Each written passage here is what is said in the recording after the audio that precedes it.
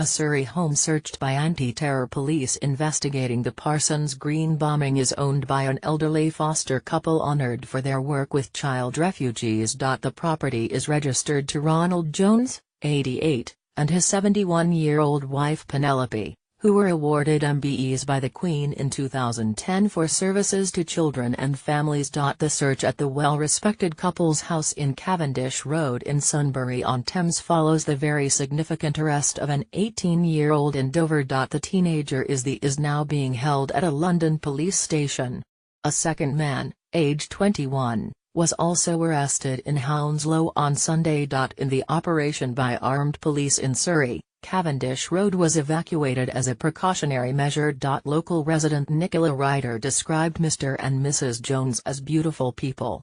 She said she knew them as Benny and Ron, and that they would foster up to 7 young people at a time. The couple are believed to have been foster parents for almost 40 years and had taken in 268 children. Cordons have been set up at a 100-meter radius from the Sunbury property, which will remain in place until the search has been completed. After the evacuation, residents of Cavendish Road went to a local rugby club and some were taken by bus to a community centre in Shepperton. They were allowed to return to their homes later on Saturday night. Mojgang Jamali, 33, who lives in Cavendish Road, said she was given 1 minute by police to pack her bags, grab her children and leave her home. I was in my house with my children and there was a knock at the door from the police. They told me to leave, said Mrs. Jamali. They said, "You have 1 minute to get out of the house and get away."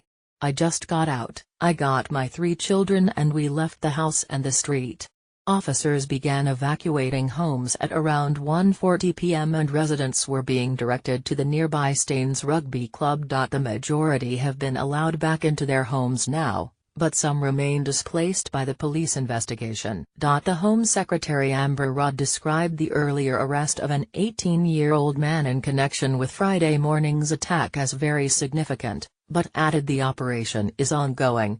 30 people were injured in the explosion during the Friday morning rush hour as the District Line train was pulling into the West London station of Parsons Green. Of those injured, 19 victims were taken to hospital by ambulance, while 11 presented themselves for treatment.